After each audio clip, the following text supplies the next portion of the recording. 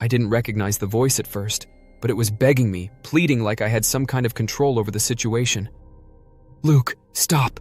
Don't do it, please." The voice cracked, filled with terror, and then came the final words. "They're coming for you." I froze, gripping the phone tightly, my heart racing. Who was this? Why did she sound so desperate?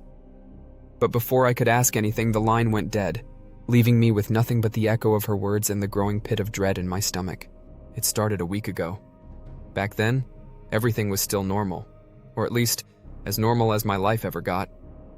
I work in IT, helping people with their tech issues, and I figured the first time my own number called me, it was some kind of glitch. I mean, weird stuff happens all the time in this field.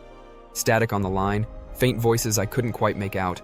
I brushed it off, thought it was a spam call or a prank, but the calls didn't stop. They kept coming, and with each one the static grew more intense. The voices, though still faint, were getting clearer. Something wasn't right. That's when I decided to use my skills to trace the call. Simple enough for someone in my line of work, right? Wrong. The calls had no origin, no source. They were coming from nowhere. And that's when the weird stuff really started. It wasn't just the calls. My apartment. Things began to shift, almost like the place was alive. The lights flickered for no reason. Doors creaked open on their own, and my electronics? They went haywire. My phone, always buzzing, always with my number on the screen. Static, again and again, with those voices slipping just beyond my understanding. Then came the night when everything changed. Out of sheer frustration, I answered the call. I didn't care what it was anymore. I just wanted it to stop. That's when I heard her. A woman's voice, soft but distant. "Luke, help me." I swear, it sent a chill down my spine. I didn't recognize the voice, not at first, but it stuck with me. Her plea echoed in my head long after the call ended. I tried to brush it off. Called my girlfriend, Emily, to tell her about it. She laughed, told me I was probably overworked. "You're hearing things," she said. But I couldn't shake the feeling that something was wrong. That voice, it was too real. And then came the voicemails. Same number, but this time the messages were even more garbled, like someone trying to speak through a broken radio. "Stop. Help me. Before it's too late." But stop what? Help who? The more I played them, the more obsessed I became, trying to make sense of it. My focus at work slipped, my sleep schedule was a wreck, and Emily, she started acting different too. Distant, like she was hiding something. Then came the night I'll never forget. I answered the call again, and this time the voice was screaming. "Stop! Don't let them in!" I jumped out of bed, locked the doors, checked the windows. Nothing. But that feeling of being watched wouldn't go away. I couldn't shake it. Something was out there, waiting, watching. The next day a package showed up at my door. No return address, no note, just a photograph. It was Emily. Or at least it looked like her. But the photo was old, way older than it should have been.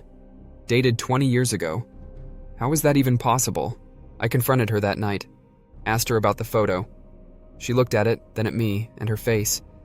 Her face went pale. She denied everything, said it wasn't her, said I was being paranoid. But the more I stared at her, the less she seemed like the Emily I knew. She was different, almost like she wasn't real. Then the phone rang again, right there in the middle of the argument. I answered, and the voice on the other end, it was mine, my voice. But it wasn't me. "She's not who you think she is." I dropped the phone, heart pounding, and looked at Emily. Her eyes, they were blank, expressionless. I didn't know what to believe anymore.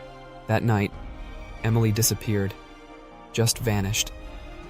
I went to her apartment the next day, but it was completely empty, like she'd never existed. No clothes, no furniture, nothing. Even her phone number was disconnected. I called her friends, tried to figure out what happened, but none of them remembered her. It was like she'd been erased from reality. All I had left was that photograph, and the voice on the phone, still ringing in my ears, still warning me to stop. That's when it hit me. The voice wasn't warning me about Emily. It was warning me about something else, something bigger, something that had been lurking around me, waiting for the right moment to strike. I did the only thing that made sense at the time. I stopped everything. Quit my job, cut off all contact with people, holed up in my apartment, waiting for the next call. But days passed, and there was nothing. No static, no calls, no voices. Silence, until the power went out. The air in my apartment turned icy, and I could hear whispers outside my door. Faint, like they were coming from the walls. I sat frozen, heart pounding in my chest, staring at my phone. It lit up, showing my number again, but this time the call wouldn't go through. I couldn't answer it, no matter how many times I tried. My phone was locked out, helpless, just like me. And then, the door burst open. I jumped, but no one was there. Just the cold, empty hallway and the distant sound of a woman crying. I bolted out of the apartment, my heart pounding as I clutched the old photograph in my shaking hands.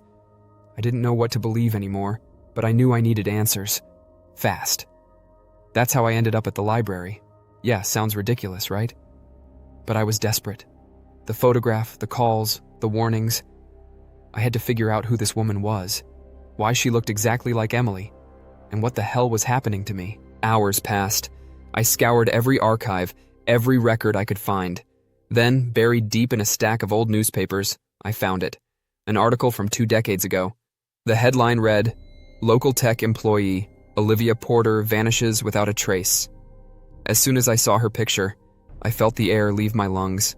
She was identical to Emily, same face, same haunting eyes, but this woman had disappeared long before Emily ever entered my life. My stomach twisted. I wasn't crazy, but the article scared me more than it should have. Olivia's disappearance lined up perfectly with everything happening to me. The mysterious calls, the static, the warnings, it had all happened to her too. That's when I realized something terrible. Olivia had been trying to warn me, to save me. But from what? I rushed home, gripping my phone like it was a lifeline, waiting for her to call again. I needed to hear her voice. 2 nights passed in agonizing silence. Then the phone rang. "Luke, please, it's coming for you. You need to stop." Her voice was more desperate than ever before, and this time I could hear something else. A low, guttural growl behind her, like an animal stalking its prey. "What is it? What do I need to stop?" I shouted into the phone, my own voice trembling. But before she could answer, the line cut out, and I was left in the dark. Literally. My apartment lights flickered, plunging me into an eerie silence. From that moment on, my paranoia shot through the roof. I couldn't look in the mirror without seeing something shift behind me. Shadows crawled across the walls, faces flickered in my reflection, and no matter where I went, my phone wouldn't stop lighting up, always with my number on the screen. The calls were relentless, but they never revealed anything new. Just static, just Olivia's voice, begging me to stop something I didn't understand. Then I found it. A journal tucked away in the back of my closet. The pages were filled with frantic, scribbled notes about Olivia and her warnings, but the handwriting wasn't mine. I had no idea where the journal came from or how long it had been there, but it was all about me, my life, my phone, and Olivia. One entry stood out. It mentioned a place, a house outside of town. The last place Olivia had been seen before she vanished. I knew I had to go there. If there was even a chance of finding answers, I couldn't just sit around waiting for the next call. I had to see it for myself. The house was abandoned, crumbling with age. It felt wrong the moment I stepped inside. Dust hung thick in the air, like no one had disturbed it for years. But in the center of the room, there was something out of place. A phone. The same model as mine, lying on the floor, its screen cracked but still faintly glowing. I picked it up, my hand trembling. As soon as I did, the temperature dropped. The air became frigid, and I could feel something watching me.